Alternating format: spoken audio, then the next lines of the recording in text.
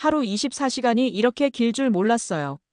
예전엔 시간이 모자랐는데 지금은 시간이 저를 잡아먹는 느낌입니다. 55세의 교직 생활을 마무리한 한 은퇴 교사의 말입니다. 매일 교실에서 분주히 아이들을 가르치고 학부모 상담하고 교직원 회의에 참석하느라 하루가 훌쩍 지나가던 시절이 있었습니다. 그런데 퇴직 후 갑자기 정해진 스케줄도, 누군가를 만나야 할 일도, 누군가가 나를 찾는 일도 사라졌습니다. 달력을 넘겨도 아무 일정도 적혀 있지 않고 하루를 시작할 이유조차 막막한 나날이 반복되죠. 우리는 늘 은퇴 후엔 여유롭게 살고 싶다고 말합니다. 하지만 정작 그 여유를 감당할 준비가 되어 있던 사람은 그리 많지 않습니다. 시간은 갑자기 많아졌지만 그 시간을 채울 삶의 방향은 사라졌습니다. 이 글은 하루 24시간이 공포라고 말하는 은퇴 교사의 이야기를 시작으로 은퇴 후 겪는 심리적 공허, 시간의 압박, 삶의 리듬 상실이라는 문제를 함께 살펴보고 어떻게 이 시간을 다시 나를 위한 시간으로 바꿀 수 있을지 구체적인 사례를 통해 풀어보려 합니다. 1. 은퇴 후 시간은 선물이 아니라 숙제다. 은퇴를 앞두고 있을 때 많은 사람은 이렇게 상상합니다. 늦잠 자고 여행 다니고 보고 싶던 책도 보고 운동도 하고 얼마나 좋을까? 하지만 현실은 다릅니다. 무엇보다 시간의 구조가 사라진다는 것이 가장 큰 위협입니다. 직장 생활은 시간이 구조화된 삶입니다. 출근 시간, 회의 시간, 점심 시간, 마감 시간, 퇴근 시간 시계가 우리를 이끌었고 그 리듬 속에서 우리는 존재감을 느꼈습니다. 그런데 은퇴와 동시에 그 모든 구조가 사라지면 갑자기 하루가 너무 길고 의미 없이 흐르기 시작하죠. 55세에 은퇴한 교사 김영수 가명 씨는 이렇게 말합니다. 아침 6시에 자동으로 눈이 떠져요. 예전엔 그 시간에 준비해서 출근했는데 이제는 갈 곳이 없으니 그냥 침대에 누워 있어요. 억지로 일어나 거실에 나가도 할 게 없고 TV를 켜도 집중이 안 되고 그 상태로 하루가 갑니다. 이처럼 시간의 무게는 은퇴 이후 훨씬 더 크게 다가옵니다. 특히 정년보다 이른 은퇴 혹은 예상치 못한 조기 퇴직을 맞이한 경우라면 더욱 그렇습니다. 쉬고 싶다는 말은 잠깐의 쉼을 말했던 것이지 쉴 일이 인생이 되는 상황은 감당하기 어렵습니다. 2. 심리적 고립감과 자존감의 붕괴.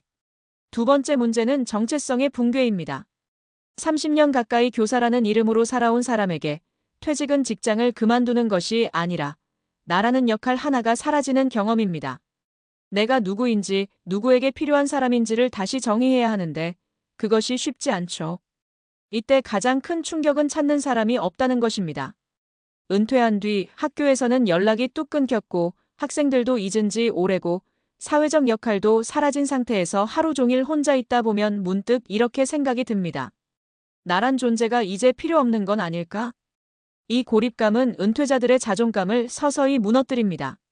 이런 심리적 공백은 우울증으로 이어지기 쉽고 일부는 술이나 TV, 인터넷 등 중독적인 활동으로 그 시간을 때우며 삶의 균형을 잃습니다. 3. 사례로 보는 은퇴 후 시간 재설계의 현실. 하루 루틴 만들기로 극복한 58세 여성 교사. 박미영 씨 58세는 은퇴 첫 해에 극심한 무기력에 시달렸습니다. 하루 종일 소파에 앉아 유튜브만 보다가 하루를 끝내고 밤엔 이러다 병나겠다는 불안감에 잠도 오지 않았죠. 결국 박 씨는 스스로 시간표를 만들어 보기로 했습니다. 아침 기상 산책 식사 오전 독서 및 일기 쓰기 점심 오후 재봉 수업 저녁 식사 저녁 산책. 하루를 시간 단위로 쪼개고 작은 일정을 넣으니 삶이 움직이고 있다는 감각이 생겼다고 합니다. 그녀는 말합니다. 루틴은 나를 다시 나답게 만들어줬어요. 누구의 지시가 아닌 내가 만든 시간표대로 사는 삶이 처음엔 낯설었지만 지금은 너무 편안해요. 학습과 봉사로 의미를 찾은 60세 은퇴 교장. 최종호 씨 60세는 교장으로 정년 퇴임한 뒤 처음 3개월간은 뭘 해야 할지 몰라 멍하니 지냈습니다. 그때 우연히 주민센터에서 하는 인문학 강좌에 참여하게 됐고 이후 평생학습이라는 세계를 알게 됐습니다. 배움을 통해 다시 지적 자극을 받고 이후에는 지역 중학생들에게 무료로 글쓰기 수업을 열기 시작했습니다. 그는 이렇게 이야기합니다. 교장 땐 책상머리에만 있었죠. 지금은 오히려 진짜 교육하고 있는 느낌이에요. 배우고 나누는 시간이 이렇게 보람 있는 줄 몰랐습니다. 유튜버로 전향한 56세 영어교사. 오선영 씨 56세는 은퇴 직후 자녀의 권유로 유튜브 채널을 만들기 시작했습니다. 내용은 은퇴 전 했던 영어 발음 팁과 생활영어 콘텐츠였고 처음엔 조회수 10도 안 됐지만 1년 뒤 5,000명 구독자를 넘기며 은퇴 2막을 열었습니다. 처음엔 누가 내 영상을 보겠나 싶었죠. 그런데 한 분이 댓글로 선생님 덕분에 면접 통과했어요 라고 하신 거예요. 그게 저한텐 삶의 이유가 됐어요. 오 씨는 나만 할 수 있는 걸 다시 찾은 것이 은퇴 후 인생을 바꿨다고 말합니다. 4. 은퇴 후 24시간을 견디는 게 아니라 다시 설계해야 한다. 은퇴는 의무에서의 해방이자 방향 없는 자유의 시작입니다. 그 자유를 어떻게 쓸지에 따라 은퇴 이후 삶의 질은 천지 차이가 됩니다.